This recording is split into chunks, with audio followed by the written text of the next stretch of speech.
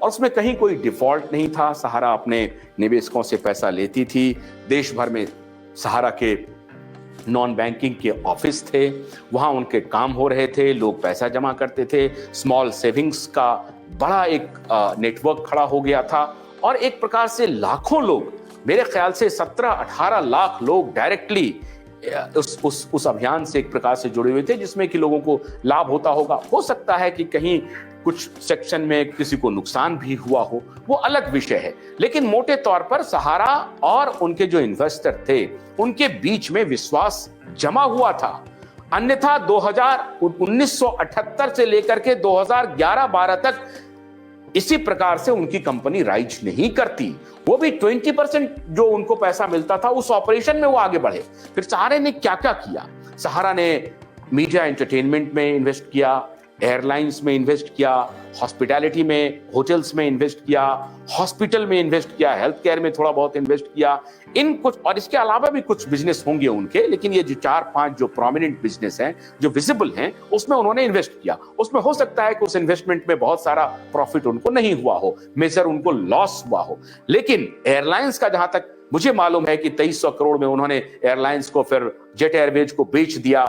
और jet Airways को बेचने के पहले सहारा एक प्रकार से फायदे में गया। जब वो एयरलाइंस बेच रहा था तो फायदे में बेच करके सहारा निकला, वहां भी उनको बहुत ज्यादा नुकसान नहीं हुआ है। मीडिया एंटरटेनमेंट में उनको लॉसेस जरूर हुए हैं, लेकिन बाकी जो है वो उनका ठीक चल रहा है। होटल भी ठीक चल रहा है, हॉस्पिटल भी ठीक चल रहा है। मार्जिनल प्रॉफिट और लॉस क्या है नहीं है उसके बारे में अभी मुझे जानकारी नहीं है, लेकिन इन सेक्टर्स में सहारा अपना ऑपरेशन कर रही थी 1978 से लेकर के 2010-11-12 तक। लेकिन 2010-11 में नहीं, उसके बाद सहारा की उल्टी गिनती शुरू हो गई। वो उल्टी गिनती शुरू कैसे हुई? जो कुछ भी काम किया, अगर सहारा ने गलत किया तो सेबी को जो जिस तरह से रिएक्ट कर रही थी, सेबी रिएक्ट कर रही थी। 30 सितंबर 2009 से सहारा की उल्टी गिनती शुरू हुई। सहारा की 2 कंपनियों से शुरू हुआ विवाद, Sahara India real estate corporation limited और सहारा हाउसिंग इन्वेस्टमेंट कॉरपोरेशन। ये 2 कंपनियां सहारा ने बनाई और यही विवाद की जड़ हो गया।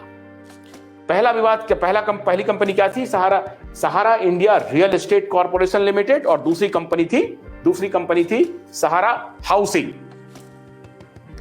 दूसरी कंपनी थी सहारा हाउसिंग इन्वेस्टमेंट कॉरपोरेशन। इन 2 कंपनियों को लेकर के सहारा ग्रुप सेबी के पास जाती है। क्या करने के लिए जाती है, अब वो जरा देखते हैं।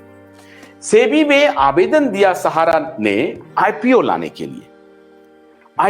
के लिए सहारा ने सेबी में आवेदन किया, डीआरएचपी दाखिल किया, जिसको कहते हैं। डीआरएचपी में कंपनी से जुड़ी सारी अहम जानकारी होती है।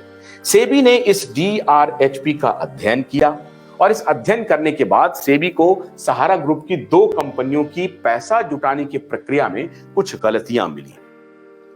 जब सेबी के पास जाते हैं एज ए कंपनी कि मैं आईपीओ लॉन्च करना चाहता हूं, तो सेबी उसकी तहकीकात करती है।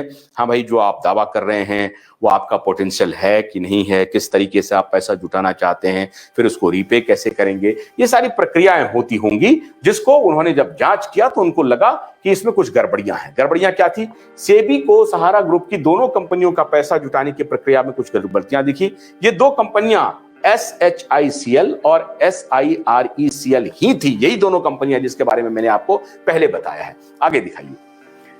सहारा प्राइम सिटी ने अपने आईपीओ के लिए सेबी में आवेदन डीआरएचपी दाखिल किया। डीआरएचपी कंपनी से जुड़ी सारी हम जानकारी, ये जो मैंने आपको दिखाया, ये सारी वही दोनों बात है।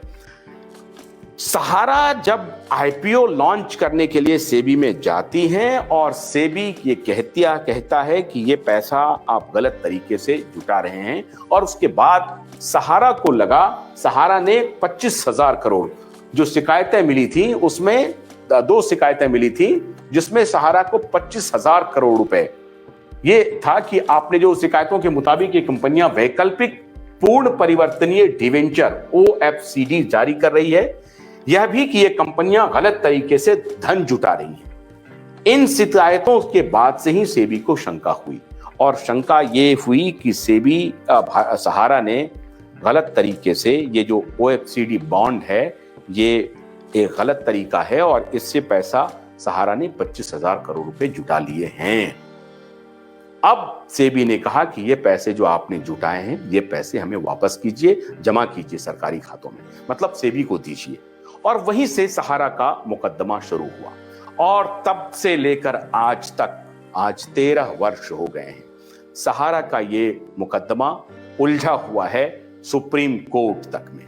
अब सुप्रीम कोर्ट का भी कुछ आदेश आया है। इसी दौरान 2014 में सुब्रत राय सहारा को 2 साल का जेल हो गया। जेल इसलिए हो गया क्योंकि जब सुप्रीम कोर्ट कह रहा था कि भाई आप सौदेह आप आइए और कोर्ट में अपनी बात रखिए, तो 1-2 बार उन्होंने आने से मना कर दिया या वो नहीं गए, सुप्रीम कोर्ट में अपीयर नहीं हुए।